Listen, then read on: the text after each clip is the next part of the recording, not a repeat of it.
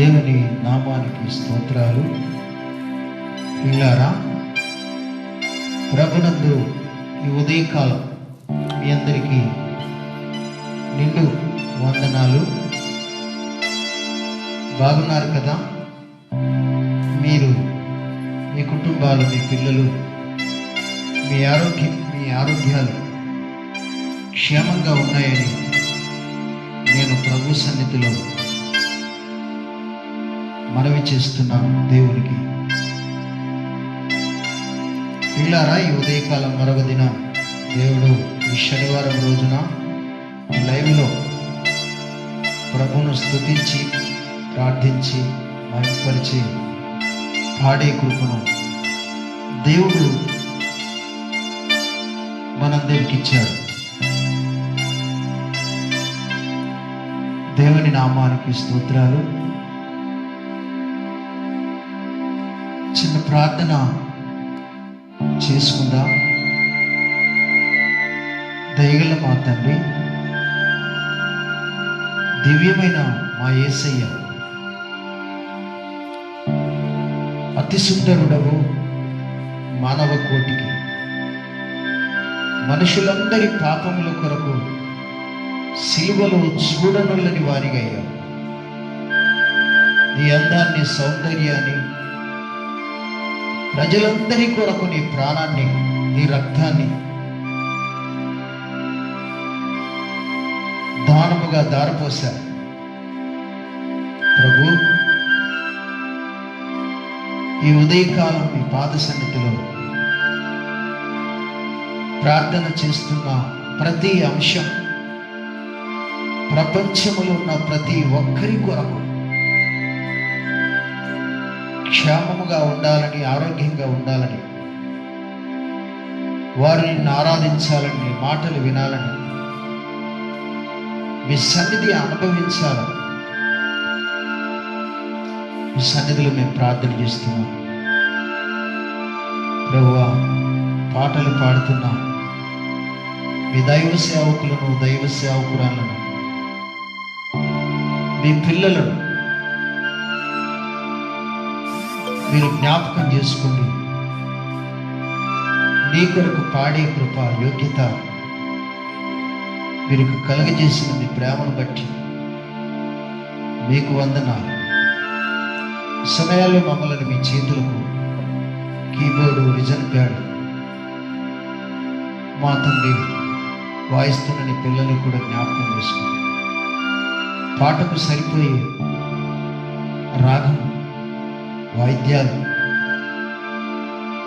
మీ కృపలో సహకరించమని మీ సహకారం అడుగుతున్నాను. హెచ్చించుకోండి, కృప చూపండి. యేసునామమున అడుగుచున్నాము తండ్రి, ఆమేన్. దేవునికి మహిమ. ప్రభునందు చిన్న పాట అందరము కలిసి పాడుకుందాం. మీరు సిద్ధంగా ఉన్నారు కదా? నాతో కలిసి మీరు పాడండి, పాటను నేర్చుకోండి. ఈ జేసీబీ మినిస్ట్రీ యొక్క మధుర గీతములు మీరు విని ఉంటారు. మరలా వినాలని నా ఆశ, నా కోరిక. చిన్న ప్రార్థన చేయండి. దీన్ని విడుదల చేయాలని ఎంతో ఆశ కలిగి ఉన్నాం. ఈ పాటలన్నీ సిడి ద్వారా విడుదల చేయాలని ఆశతో ప్రభు నందు ప్రార్థన చేస్తున్నాం. మీరు కూడా ఒక్క క్షణం నా మినిస్ట్రీ కొరకు, సేవకుల కొరకు ప్రార్థన చేయాలని ప్రభు పేరట నేను మనవి చేసి ఈ పాటలోనికి వెళ్ళిపోతున్నాను. దేవునికి స్తోత్రం. ఆరాధింతును ఆరాధింతును అనే పాటను పాడుకుందాం. ఆరాధింతున్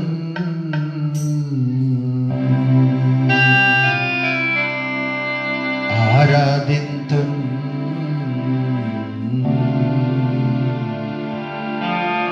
ఆరాధింతున్ ఆరాధింతున్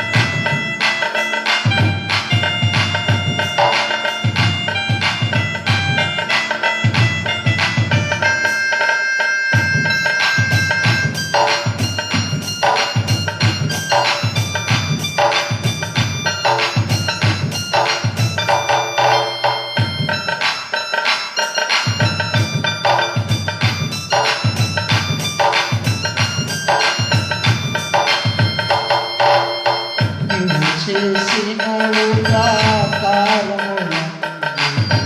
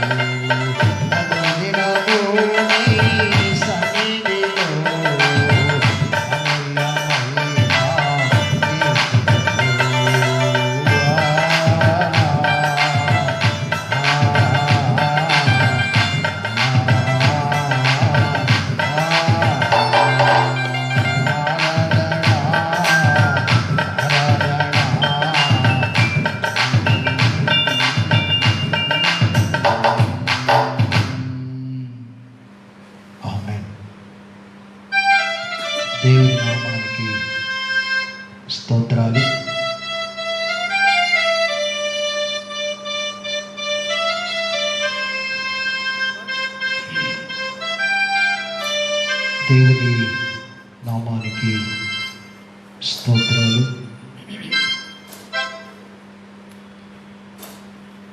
ప్రభునందు ప్రియులారా, మరొక పాఠము పాడుకుందాం. దేవుని నామానికి స్తోత్రాలు. అది ఆరాధన పాట. ప్రభు సన్నిధిలో జాము జామున నీకి మహిమ అనే పాటను పాడుతూ, మరి మన ప్రియులు చాలామంది నన్ను అడుగుతారు, ఎక్కడ కలిసిన అయ్యా మీ జాము జాము అనే పాట మా గుండెల్లో ఎప్పుడు మమ్మల్ని జామున మేలుక చేస్తుంది అని మన ప్రియులందరూ చాలా నన్ను నిజామాబాద్ ఏరియాలో నన్ను అడుగుతూనే ఉంటారు. చాలా ప్రభు పాట ప్రభుకు మహిమకరంగా ఉన్నదని నేను ఆశపడుతున్నాను. స్తుతి కలుగునుగా. పాడదాం. జము జమున నీకే మహిమా,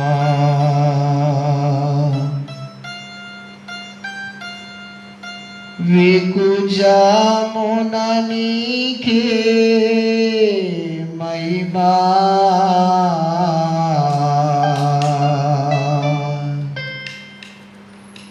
జము జమున నీకే మహిమా, జము జమున నీకే మహిమా, వేకు జామున నీకే మహిమా, వేకు జామున నీకే మహిమా.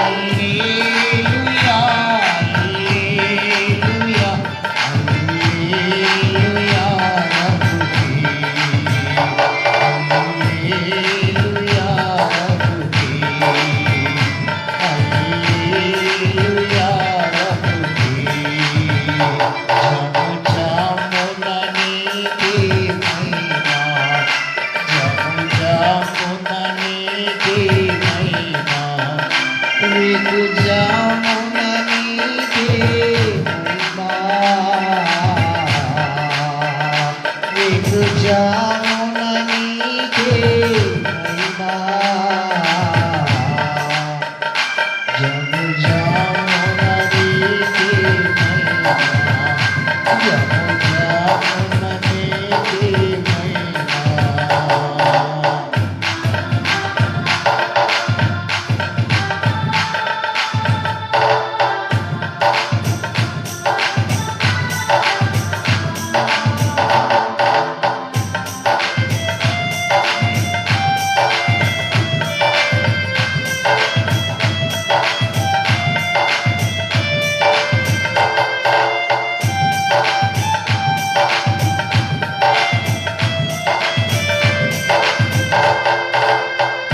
నన్ను ప్రేమించవు, నాకై సిలువను మోసావు.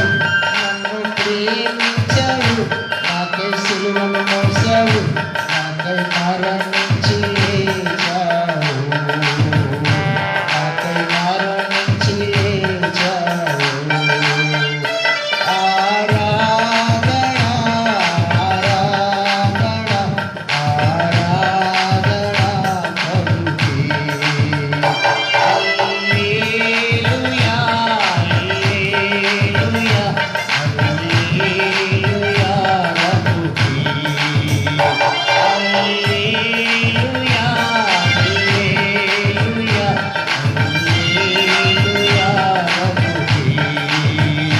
హల్లెలూయా ప్రభుకే. జము జామున నీకే మహిమా, జము జామున నీకే మహిమా, నీకు జామున నీకే మహిమా, నీకు జామున నీకే మహిమా, జము జామున నీకే మహిమా, జము జామున నీకే మహిమా,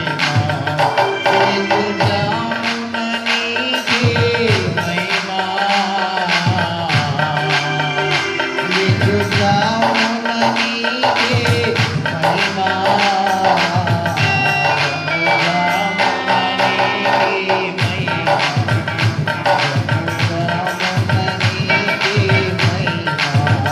నీకు జామున నీకే మహిమా, నీకు జామున నీకే మహిమా, జము జామున నీకే మహిమా, జము జామున నీకే మహిమా. చిన్న ప్రార్థన చేద్దాం. దైవ మా తండ్రి, మీరు మా మధ్యలో ఉండి మీరు ఆరాధింపబడుతున్నారు. ఆరాధనకు యోగ్యుడవు, మహిమకు పాత్రుడవు. భూమి అంతటా ప్రతి మనుషుని యొక్క ప్రార్థన ఆలకించి ఉత్తరమిచ్చే దేవుడు.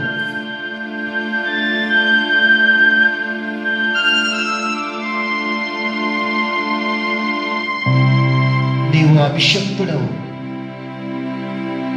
భూమి మీదకి మనుష్య కుమారునిగా, ఒక మానవునిగా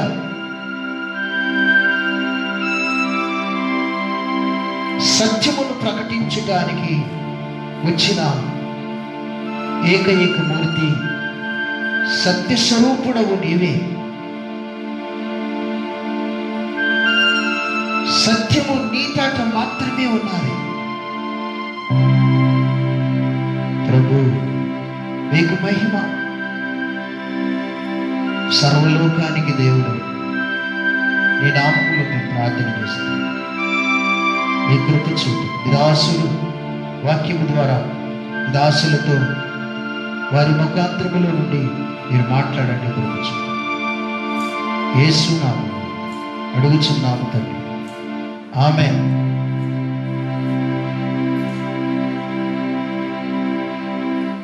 స్తుతి కలుగునుగాక. దేవుని నామానికి స్తోత్రాలు. ప్రియులారా, లైవ్లో చూస్తున్న దైవ భక్తులకు, దైవజనురాళ్లకు, దైవ సేవకులకు, దైవ పిల్లలందరికీ ప్రభు పేరట నా నిండు వందనాలు తెలుపుచున్నాను. ఈ లేఖన భాగాలను మాట్లాడుతున్నప్పుడు చక్కగా వినండి, దీవెన పొందండి, ఆశీర్వాదం పొందండి. అంతేకాకుండా ఇతరులకు మీరు విన్నటువంటి వార్తను ఇతరులకు ప్రకటించండి, షేర్ చేయండి. ఫేస్బుక్లో కానీ లేక మీరు వింటున్న లైవ్లో కానీ దేవునికి మహిమ షేర్ చేయాలని ప్రభు పేరిట నేను మనవి చేస్తున్నాను. కనుక ప్రభుకు స్తోత్రాలు. ప్రియా తల్లి చెల్లి, దేవుని నామానికి వందనాలు. పోయిన శుక్రవారం రోజున మోషే జనన గురించి, మోషే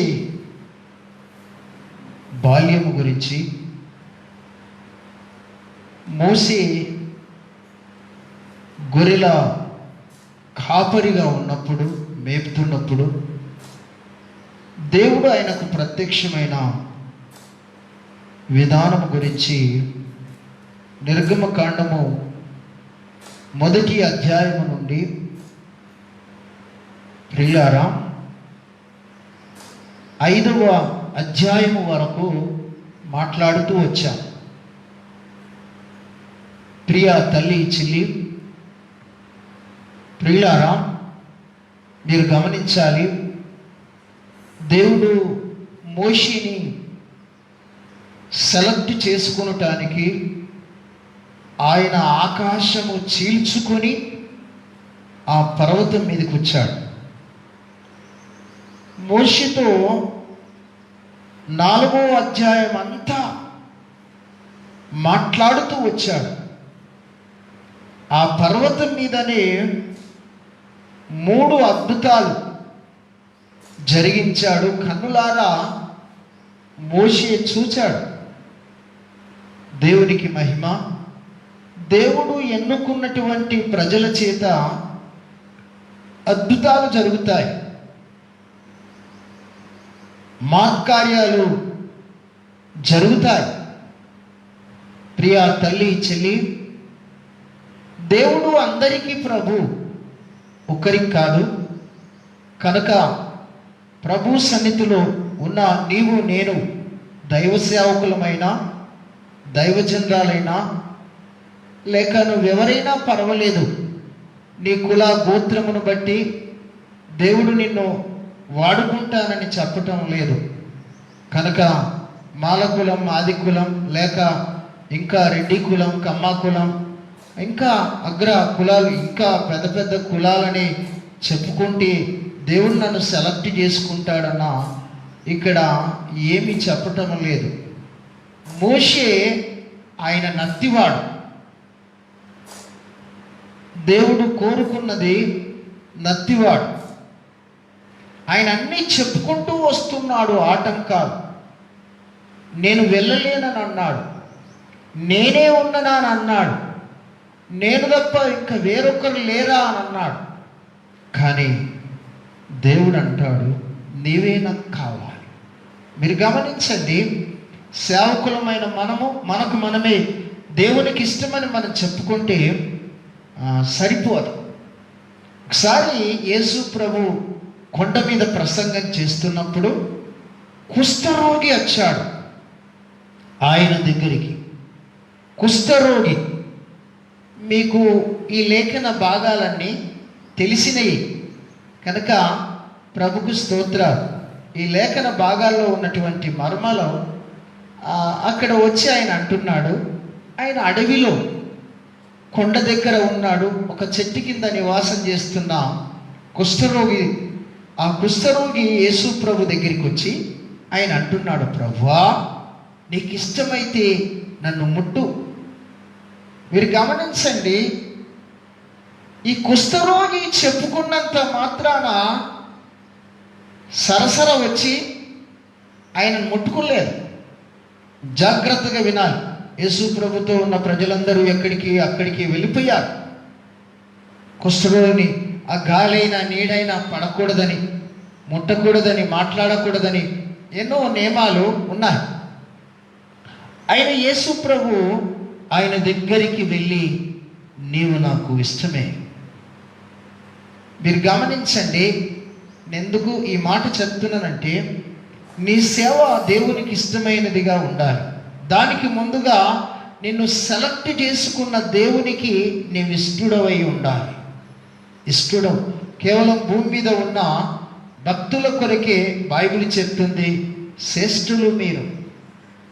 కనుక దేవుని సన్నిధిలో ఉన్నటువంటి నీవు నేను దేవునికి ఇష్టమైన రీతిలో సేవ చేయటానికి, ఆయన మాటలు వినటానికి, ఆయనను అంగీకరించటానికి చాలా సమర్పణ కావాలి. కనుక ప్రభుకు స్తోత్రం. ప్రభు అన్నాడు, నీవు నాకు ఇష్టమే. మోషే ఎన్నోసార్లు, ప్రభువా నేను ఆ ప్రాంతానికి వెళ్ళను, నా మాట ఎవ్వరు నమ్మరు అని మాట్లాడినా, అరే ఈయన ఇట్లా మాట్లాడుతున్నాడు, సరే ఈయనతో నాకెందుకులే అని నా జాగల నేను, నీ జాగల నువ్వు అని చెప్పలేదు. మీరు గమనించండి, దేవుడు మరి మరి మరి మరి మోషేని అడుగుతున్నాడు, బాబు మోషే నీవు నాకు అవసరం.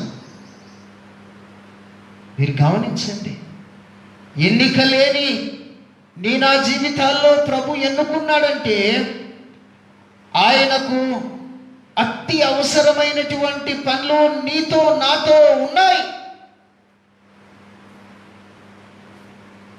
మోషేని దేవుడు ఎన్నుకుంటున్నాడనంటే, మోషేతో మాట్లాడుతున్నాడంటే, ప్రియులారా ఐగుప్తు దేశములో 32 లక్షల ప్రజలు అక్కడ ఎన్ని శ్రమలు పడుతున్నారో అన్న సంగతి దేవుడు చూశాడు. వారి రక్తము దేవుని యొద్దకు వెళ్ళి మొరబెట్టింది. అయితే దేవుడు ఏది ఏమన్నైనా దేవుని సన్నిధిలో మోషేని ఐగుప్తు దేశానికి వెళ్ళటానికి బతిమిలాడాడు. దేవుడు మానవుని బతిమిలాడటం ఏంటంటే, ప్రియులారా దేవునికి స్తోత్రాలు. దేవుని సన్నిధిలో దేవుని నామంలో నాకు చిన్న మాట చెప్పాలని ఆశపడుతున్నాడు. బతిమిలాడటం, దేవునికి మహిమ, సెలెక్ట్ చేసుకుంటాం, పిలుచడం. ఇంకో మాట నేను చెప్తాను, దేవునికి స్తోత్రం. ఆదికాండం చూడండి దయచేసి, ఒక మాట చదువుకొని ముందుకు వెళ్ళిపోదాం. దేవునికి మహిమ. 4వ అధ్యాయం 17వ వచనం దయచేసి మీరు చదివి సహాయం చేయగలరని ప్రభు పేరిట నేను కోరుతున్నాను. ఈ కర్రను చేతబట్టుకొని చూడండి, 16వ వచనం నుండి చదవండి, లేకపోతే ప్లీజ్. అతడి నీకు బదులుగా జనములలో మాట్లాడును, అతడే నీకు నోరుగా ఉండును, నీవు అతనికి దేవునిగా ఉండు. ఈ కర్రను చేతపట్టుకొని దానితో ఆ సూచక క్రియలు చేయవలనని చెప్పాను. జాగ్రత్తగా వినండి. ఇది దేవుని పర్వతం మీద జరుగుతున్న సంభాషణ అంతా. మాటలన్నీ మనం చదువుతున్నాం, గమనించాలి. మోషేతో దేవుడు చెప్పిన మాట మీరు గమనించాలి. ఆ 40 సంవత్సరాలు గొర్రెలను మేపిన కర్ర, ఆ కర్ర చేతబట్టుకొని నువ్వు ఐగుప్తుకి వెళ్ళాలి, నేనేమి చెప్తానో నువ్వు అదే చెయ్యాలి, వేరొకటి చెయ్యదు. ప్రతి విషయంలో మోషే దేవుని దగ్గరికి వెళ్ళి విచారించేవాడు. ప్రతి మాట దేవుడే ఆయనతో మాట్లాడేవాడు. అందుకని ప్రభుకు స్తోత్రాలు. మోషే చేతిలో ఉన్నటువంటి కర్ర అద్భుతాలు చేసే కర్ర. ఐగుప్తులో ప్రియులారా, ఐగుప్తులో అడుగుపెట్టినప్పుడు దేవునికి మహిమ. అక్కడున్న పెద్దలందరినీ సమకూర్చి పెద్దలందరితో మాట్లాడాడు. ఐగుప్తులు ఉన్న పెద్దలందరితో మాట్లాడి సమకూర్చి దేవునికి మహిమ. ఫరో యుద్ధకు వెళ్ళినట్టుగా మనం చూస్తాం. దేవునికి మహిమ. మొదటిసారి ఫరో యుద్ధకి వెళ్ళాడు.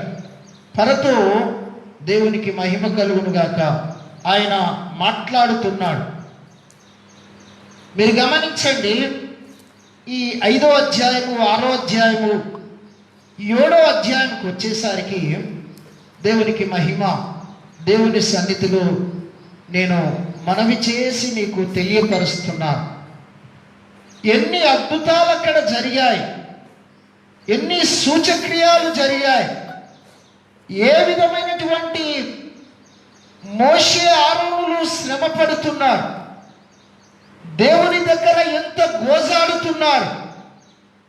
ఆ 32 లక్షల ప్రజలను విడిపించుటానికి ప్రత్యేకమైనటువంటి దేవుని సన్నిధిలో గడుపుతున్నటువంటి విషయాన్ని గమనించాలి. దేవునికి స్తోత్రాలు. మోషే దేవునికి నమ్మకమైన వాడు, ఇష్టమైనటువంటి వాడు. అందుకొరకే ఆయన ప్రవక్తగా, కాపరిగా, నాయకుడిగా ఎన్నిక చేయబడినటువంటి దేవుని దాసుడు అని కూడా చెప్పటము బాధేమి లేదు. కనుక దేవుడు సెలెక్ట్ చేసుకున్నటువంటి వ్యక్తిని దేవుడు వాడుకుంటున్నాడు. ఫరో ఎదుట నిలబడుతున్నాడు, మాట్లాడుతున్నాడు. అనేక విషయాలు అక్కడ తెగుళ్ళు జరుగుతున్నాయి. మీరు గమనించండి, మొదటి తెగులు జరిగినా ఆయన ఒప్పుకోలేదు, 2వ తెగులు జరిగినా అది ఒప్పుకోలేదు, 3వ తెగులు జరిగినా ఒప్పుకోలేదు. మీరు గమనించాలి. యెహోవా ఎవరు నాకు తెలియదు అని అంటున్నాడు. వాస్తవంగా చెప్పాలనంటే కొత్త నిబంధనల హేరోదు ఉన్నాడు. ఆ హేరోదుకు ఫరోకు ఎలాంటి తేడా లేదు. మీరు గమనించాలి. దేవుని సన్నిధిలో ఉన్నటువంటి మనము ప్రియులారా, దేవునికి మహిమకరముగా ప్రభు సన్నిధిలో గడపాలని ప్రభు పేరట నేను మనవి చేస్తున్నాను. ఇంకో విషయం ఏంటిదనంటే 8వ అధ్యాయాన్ని ఒక మాట చదువుకుందాం. దయచేసి మీరు వినండి, చదవండి దయచేసి. యెహోవా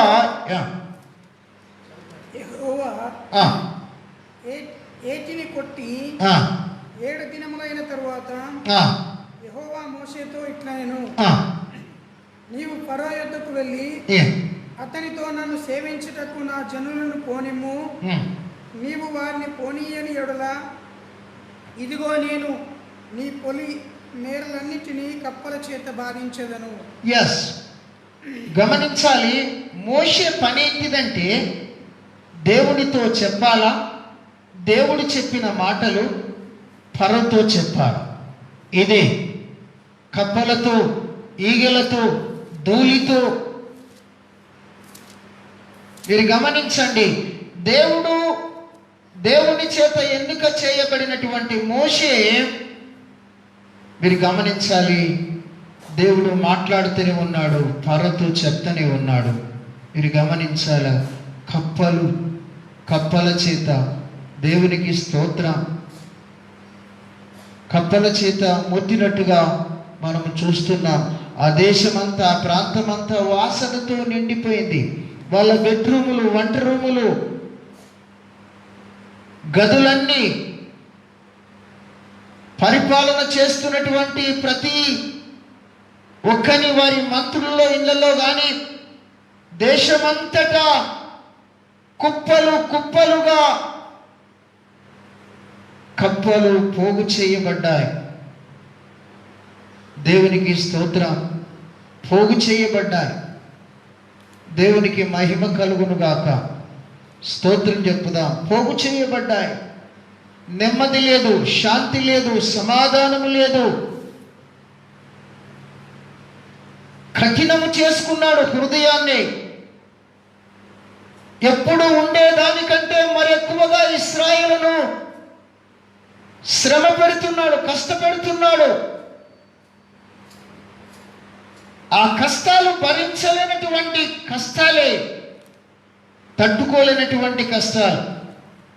ఇవన్నీ చూస్తుంటే చాలా దుఃఖకరమైనటువంటి విషయాలు బైబిల్ చదువుతుంటే. కనుక దేవునికి మహిమ. ఈ ఉదయకాలము దేవుని సన్నిధిలో ఉన్న మనము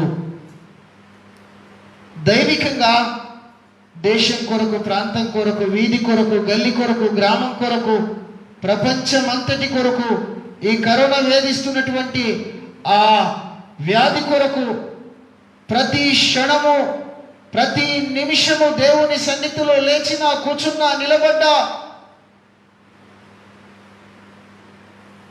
దేవుని నమ్ముకున్న నీవు దేశ క్షేమము కొరకు ప్రార్థన చేయవలసిన అవసరత నీకెంతో ఉంది. కనుక ప్రభుకు స్తోత్రాలు.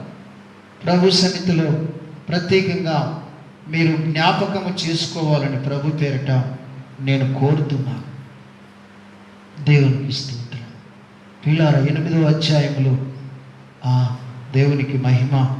ఈ కప్పల గురించి రాయబడినటువంటి మాట ఏంటిదనంటే, దేవునికి స్తోత్రం, దేవునికి మహిమ కలుగును గాక. 8వ అధ్యాయం 8వ వచనం కొంచెం నాకు చదివి సాయం చేయండి. దేవునికి మహిమ. అప్పుడు పిలిపించి నా యొద్ద నుండి, నా జనుల యొద్ద నుండి ఈ కప్పలను తొలగించుమని యెహోవాకు వేడుకొనుడి. మీరు గమనించండి,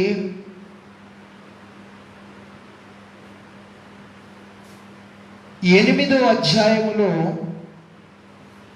కప్పలు పోగు చేయబడినటువంటి కప్పలు దేశమంతటా, ఐగుప్తు దేశమంతటా కుప్పలు కూర్చబడ్డాయి. వాసన ఎటు చూసినా, ఏ ప్రాంతంలో చూసినా, ఏటిలో చూసినా, నీళ్ళల్లో, ఏ మడుగులో. వాస్తవంగా ఒక మాట చెప్పాలంటే తాగటానికి నీరు సైతము లేకుండా అయిపోయింది ఐగుప్తులో.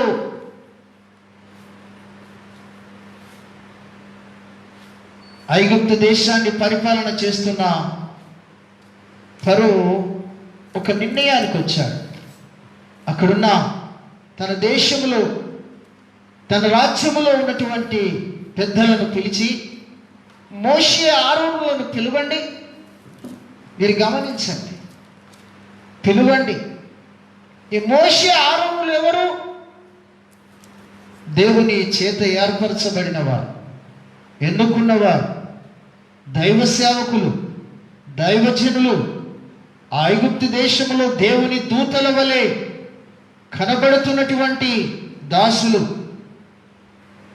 ఈ దాసులను ప్రత్యేకముగా వారి నగరానికి పిలిచి అడుగుతున్నాడు.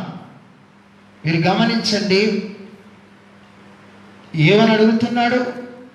ఈ కప్పలు మా నుండి తొలగిపోయినట్లు దేవుణ్ణి వేడుకోండి. ఏదేమన్నైనా ఫరో దేవుని యొద్దకు వచ్చాడు, దేవునికి ప్రార్థన చేయమని అంటున్నాడు. మీరు గమనించాలా ప్రియులారా, ప్రార్థన మామూలు విషయమైనది కాదు.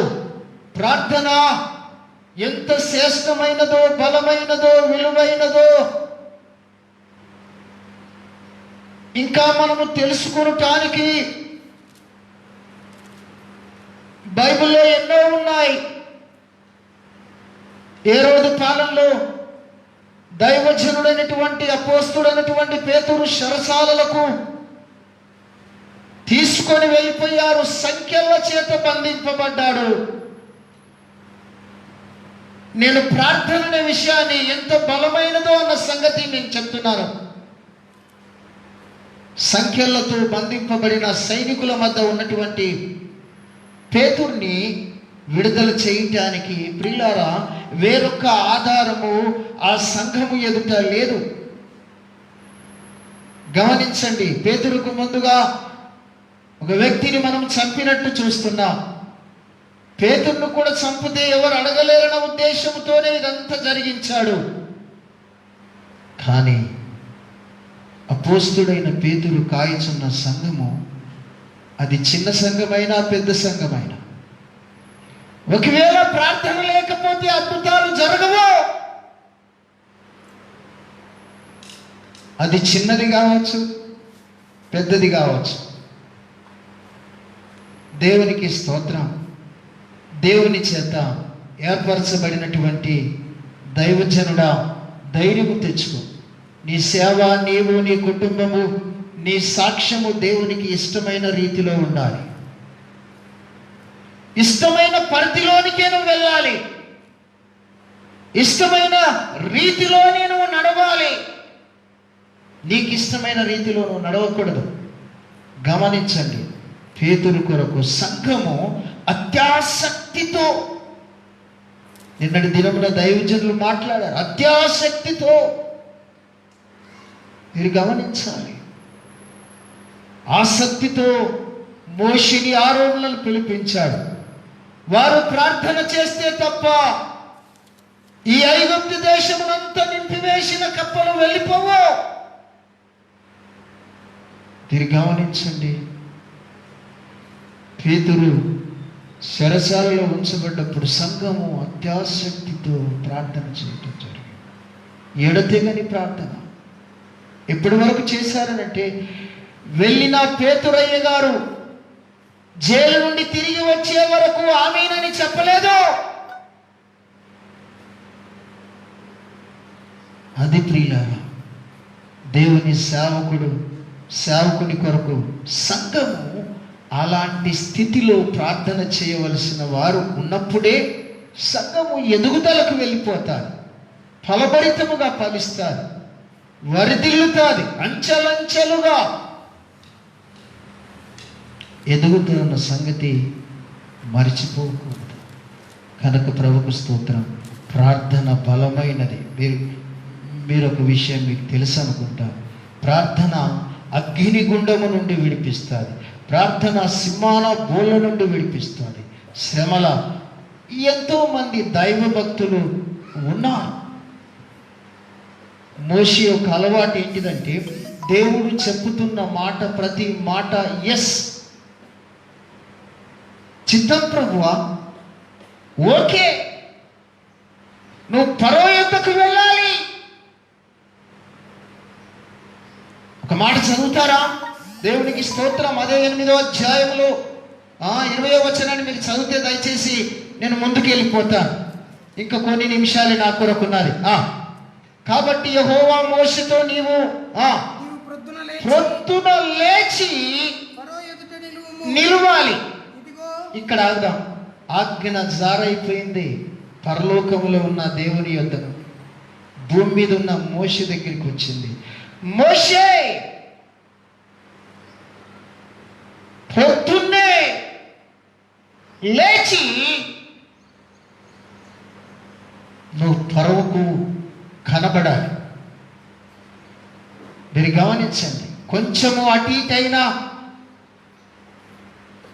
ప్రభుతో దేవునితో అంటలేడు. ప్రభువా, ప్రొద్దున ఒకవేళ లేవకపోతే, ప్రొద్దున కొంచెం ఆలస్యమైతే, మీరు గమనించండి, ఇవన్నీ ఏమంటలేడు.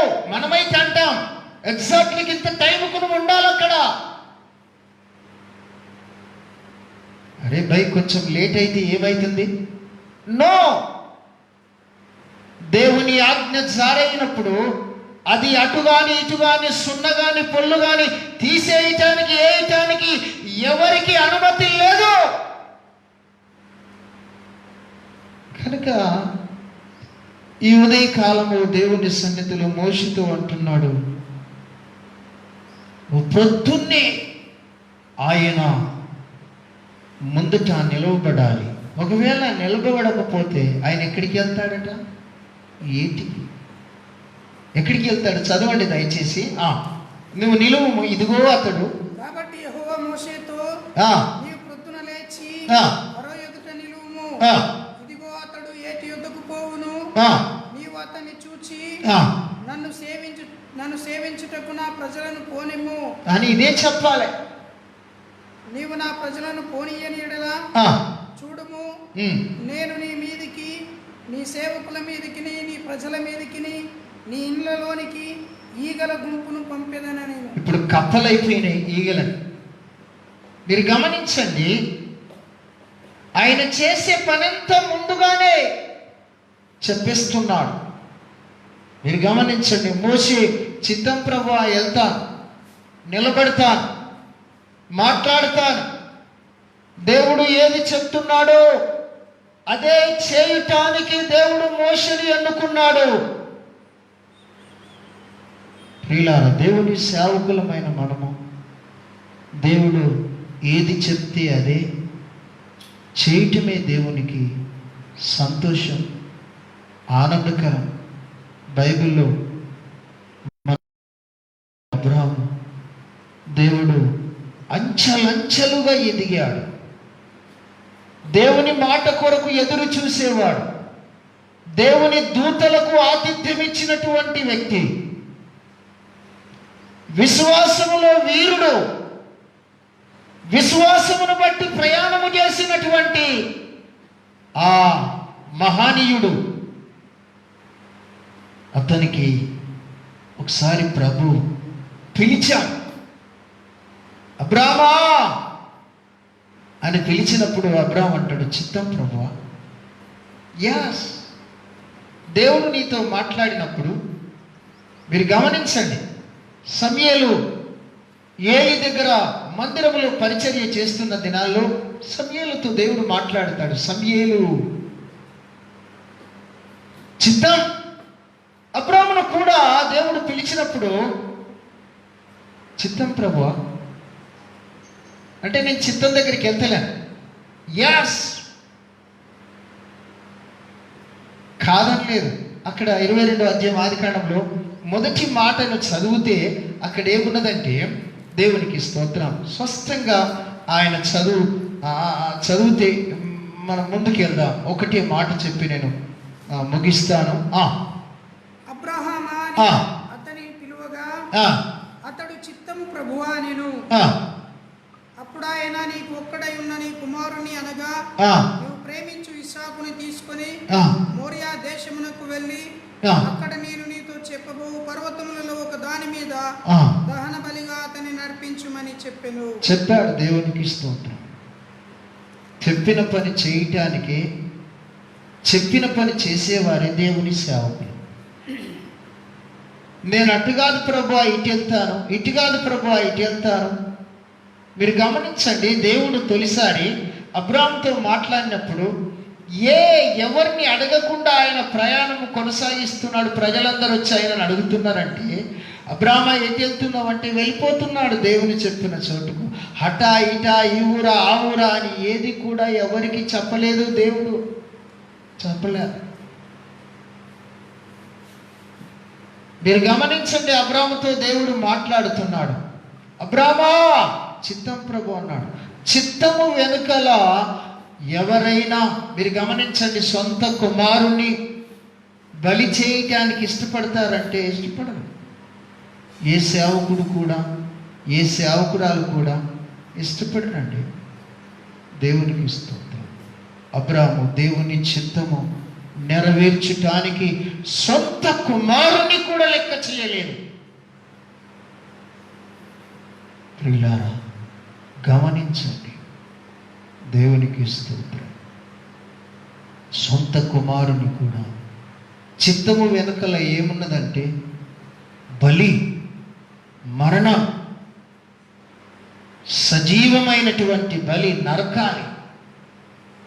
మీరు గమనించండి. విశ్వాసమును బట్టి అబ్రాహాము దేవునికి ఇష్టుడై ఉన్నాడు. కొరకు దయచేసి ప్రభు పేరట నేను మనవి చేస్తున్నాను. దేవుడు ఏమి చెప్తాడో గదే నీవు చెయ్యాలి. దేవుడు ఏం మాట్లాడతాడో గదే నువ్వు ప్రకటించాలి. దేవుడు ఏ స్థలానికి వెళ్ళమంటాడో అదే నీవు చెయ్యాలి. అందుకొరకు ఫరో దేవునికి మహిమ, ఫరోతో మాట్లాడుతున్నాడు. దేవునికి స్తోత్రం. ప్రియులారా, దేవునికి మహిమ కలుగును. ఒక మాట ఫరోతో, దేవునికి స్తోత్రాలు. ఫరో మాట్లాడుతున్నాడు. దేవుని సన్నిధిలో ఫరో మాట్లాడుతున్నాడు. మోషేతోని, ఆరోనుతో వారిని పిలువండి. ప్రార్థన ఎంత బలమైన, ఇది మన వల్ల కాదు, మనము చేయలేము.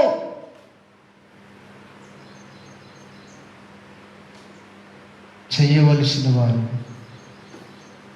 మోషే, ఆరోనును పిలువండి. ప్రార్థన సాకారమును కోరాడు. మీరు గమనించండి, ఈ ప్రార్థన సాకారమును కోరాడు. ప్రియులారా, దేవుడు ఏది చెప్పినా చేస్తూనే ఉన్నాడు. ఎన్ని శ్రమలో, ఎన్ని ఇబ్బందులో, ఎన్ని ఇరుకులో భరిస్తూనే ఉన్నాడు. అయితే ప్రియులారా, దేవుని సేవ అంటే ఆషామషి కాదు. ప్రార్థన, అందరూ ప్రార్థన చేస్తారు.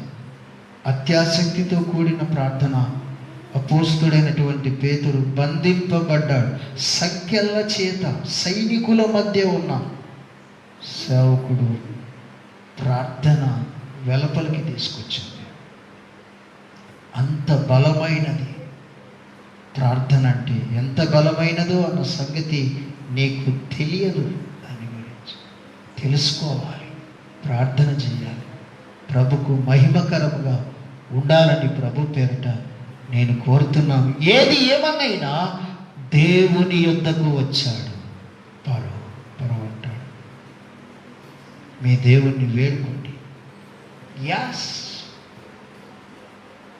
నీ దేవుడు పనికొచ్చే దేవుడని, నీ దేవుడు అక్కర తీర్చే దేవుడని, నీ దేవుడు ఎవరు అన్న సంగతి నీకు తెలియాలి. కనుక ప్రభుకు స్తోత్రాలు. ప్రార్థన చేస్తున్నటువంటి నీవు, నేను దైవ సన్నిధిలో ప్రార్థన కప్పలన్నిటిని తొలగించినటువంటి ప్రార్థన ప్రభు దగ్గర మనం ప్రార్థన చేద్దాం. దేవుని సన్నిధిలో మనల్ని మనం జ్ఞాపకం చేసుకుందాం. చిన్న ప్రార్థనతోటి ముగిద్దాం. దేవునికి స్తోత్రాలు. ప్రభు ఇటు వాక్యాన్ని దేవుడు దీవించినట్లుగా ప్రార్థన చేద్దాం. పరమదేవుడా నీకు స్తోత్రం, దేవదేవుడా నీకు మహిమ. ఈ సన్నిధిలో నేను ప్రార్థన చేస్తున్నాను. జీవము కలిగిన మా ప్రభు,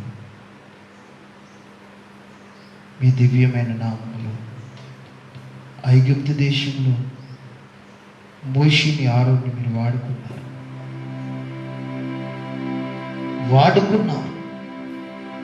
మోషే, ఆరోనులు నీ హద్దు దాటి ఎక్కడికి వెళ్ళలేదు.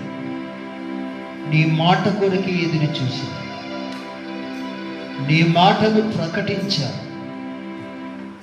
నీ మాట ఎంత బలమైనదో, విలువైనదో అన్న సంగతి మీ పాద సన్నిధిలో ప్రార్థన చేస్తున్నా. తండ్రి, మీకు మహిమ. దేవుని సన్నిధిలో అబ్రాము తన కుమారుని బలించటానికి వెనుదీయలేదు. చిత్తం ప్రభు అన్నాడు,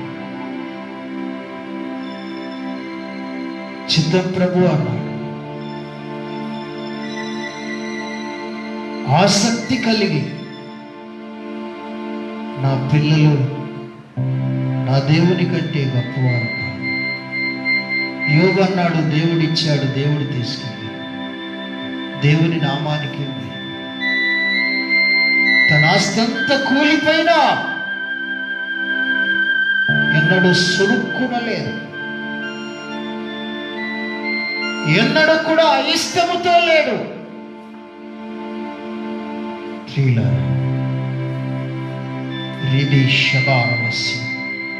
తల్లి, చెల్లి, అమ్మా, నువ్వే చోటున కూర్చున్నావు.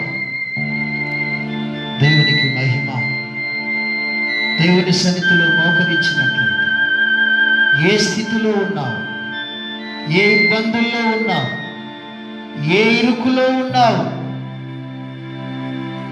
ఒక్కసారి మోకరించి దేవుడి వైపు నీ చేతులెత్తి, ప్రభు నన్ను జ్ఞాపకము చేసుకో, జ్ఞాపకము చేసుకో. నీకు అసాధ్యమైనది ఏది లేదు.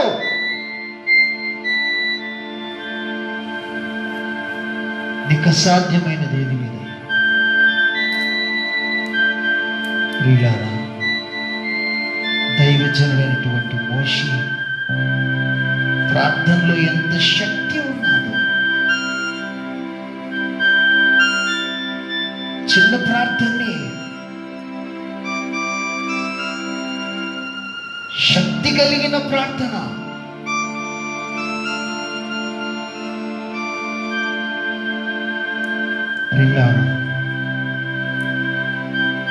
ఆ చిన్న ప్రార్థనతో ఆ దేశములను ఆవరించిన కప్పలన్నీ వెళ్ళిపోయారు. వాకిళ్ళు, రోములు అవి ఇవన్నీ శుభ్రపరుచుకున్నారు. మీరు గమనించండి, దేవుని సన్నిధిలో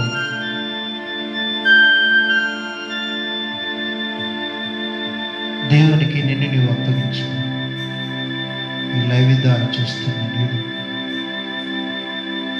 ప్రార్థన, చిన్న ప్రార్థన, నీ కుటుంబాన్ని, నీ పిల్లల్ని, నిన్ను అభివృద్ధిలోనికి, ఆ పాలు తేనెలు ప్రవహించే దేశానికి నడిపిస్తారు. తల్లి, చెల్లి, ప్రార్థించుకుందాం. పరమ తండ్రి, మీకు వందనాలు. ఈ సన్నిధిలో మేము ప్రార్థన చేస్తాం. దివ్యమైన మీ కృపను బట్టి, దయను బట్టి, వాత్సల్యతను బట్టి, ఇంతవరకు దాకా పాటలు, ప్రార్థనలు, లేఖనములు మీరు ఉన్నారు. మీరు మాతో మాట్లాడారు.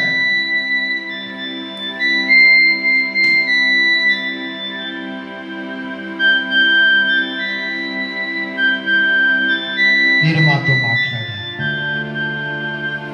మీ నామానికి స్తోత్రం. మిమ్మల్ని మీరే హెచ్చించు. యేసునామమున అడుగుచున్నాము తండ్రి, ఆమేన్. నాతో పాటు ఆమేన్ అని చెప్పిన మీ అందరికీ వందనాలు. తండ్రి అయిన దేవుని ప్రేమ, కుమారుడైన యేసుక్రీస్తు వారి కృప, పరిశుద్ధాత్ముని యొక్క అన్నిన్య సావాసము కూడి ఉన్న మనందరికీ, లైవ్లో వింటున్న, ప్రోగ్రాన్ని చూస్తున్న తల్లి, చెల్లి, తమ్ముళ్ళు, దైవజనులందరికీ ఆయన కృప సదాకాలం తోడై నీడై ఉండునుగాక. దేవునికి స్తోత్రాలు. మీ అందరికీ నిండు వందనాలు. మా కొరకు ప్రార్థన చేయండి. ఇక సెలవు. ప్రభువుకు మహిమ. ఆమేన్.